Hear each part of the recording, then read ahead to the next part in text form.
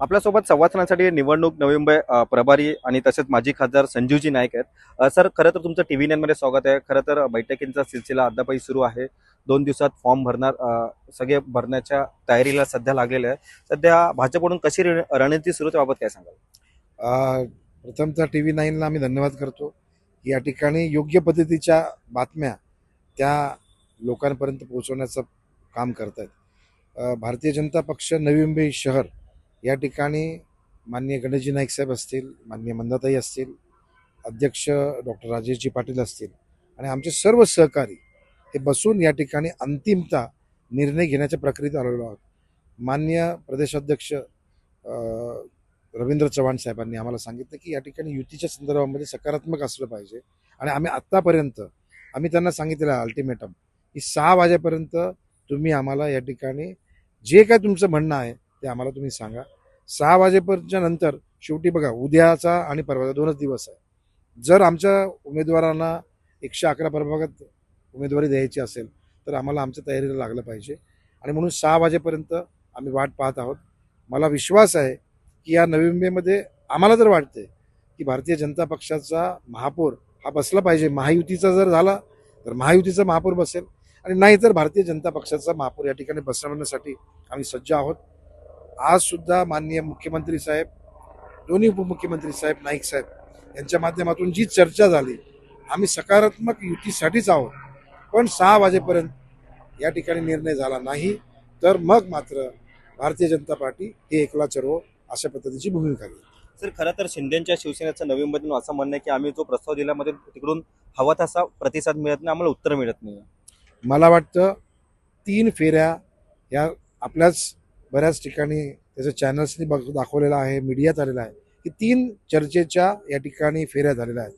अंतिम फेरी मुळामध्येच या ठिकाणी आम्ही मागलेले आणि त्यांची मागणी जी आहे याच्यामध्ये तफावत मोठी आहे आणि या तफावतीमुळे बऱ्याच पॅनल्सवरती आमचं एकमत होत नाही आहे आणि म्हणून आम्ही त्यांना सांगितलेलं की जे काय करायचं आहे आज संध्याकाळी 6 वाजेपर्यंत करा. आज रविवार आहे, कारण सोमवार आणि मंगळवार हे 2च दिवस आमच्याकडे आहे. तरीसुद्धा आजसुद्धा आम्ही युती संदर्भात सकारात्मक आहोत. मला विश्वास आहे की 6 वाजेपर्यंत आम्ही आपलं घड्याळ बघून 6 किती वाजतात, कधी वाजतात, 6 वाजेपर्यंत आलं तर आम्ही निश्चितच या संदर्भामध्ये पुन्हा, कारण शेवटी आणि अंतिम जो निर्णय येईल 6 वाजता त्यांनी सांगितले की एवढे तुम्हाला, आम्हाला एवढे, आणि जर आमचं प्रक्रिया एकमत झालं तर युती होईल, अन्यथा नाईलाजानं आम्हाला या ठिकाणी एकला चरो असा निर्णय घ्यावा लागेल.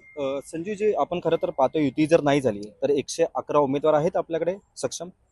आमच्याकडे 850 उमेदवार म्हणजे महायुतीच्या आणि आघाडीच्या अनुषंगानं जर बघितलं तर भारतीय जनता पक्ष हे एकच पक्ष हा सक्षम आहे.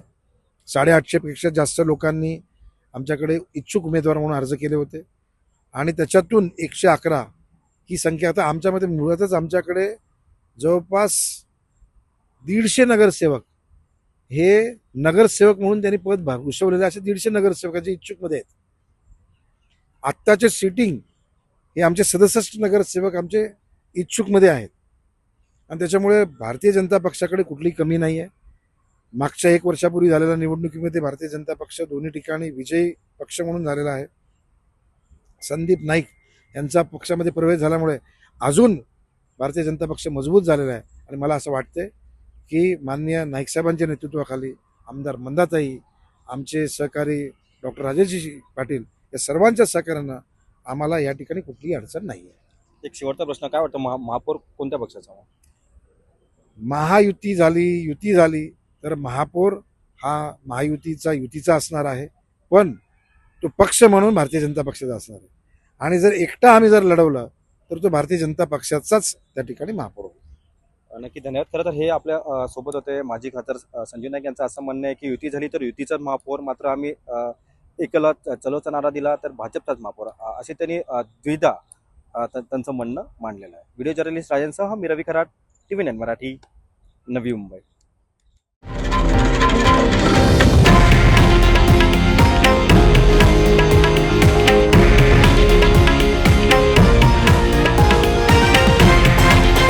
हे आहे देशातील नंबर 1 न्यूज नेटवर्क आणि आपण पाहत आहात TV9 मराठी, एकमेव